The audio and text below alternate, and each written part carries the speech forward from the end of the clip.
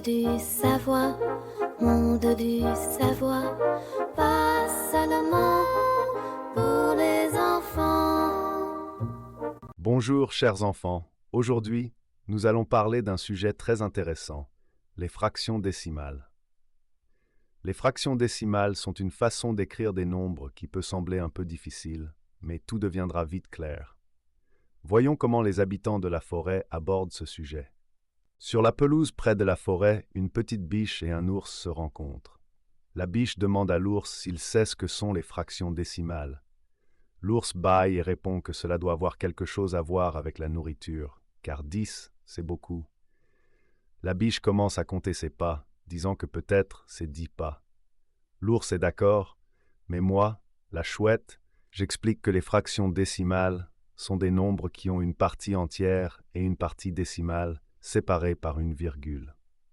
Sur la pelouse, une souris et un écureuil se rencontrent. La souris commence avec enthousiasme à dire à l'écureuil que les fractions décimales sont comme de petits morceaux de nombres. L'écureuil, sautant de branche en branche, ajoute que c'est comme diviser des noix en plus petits morceaux.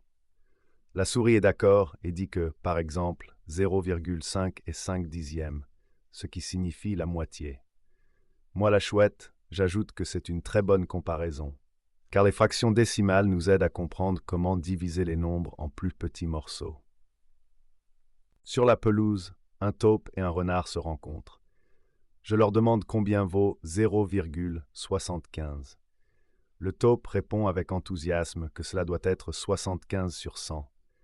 Le renard astucieux ajoute que c'est comme prendre 75 bonbons sur 100. Ils ont tous les deux raison, et je veux juste ajouter que 0,75 représente une fraction sur 100, car il y a deux chiffres après la virgule.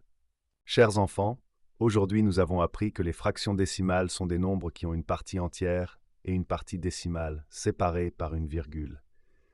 Nous avons découvert que 0,5 est 5 dixièmes, c'est-à-dire un demi, ce qui signifie la moitié, tandis que 0,25 par exemple est 25 centièmes, c'est-à-dire un quart, ce qui signifie un quart.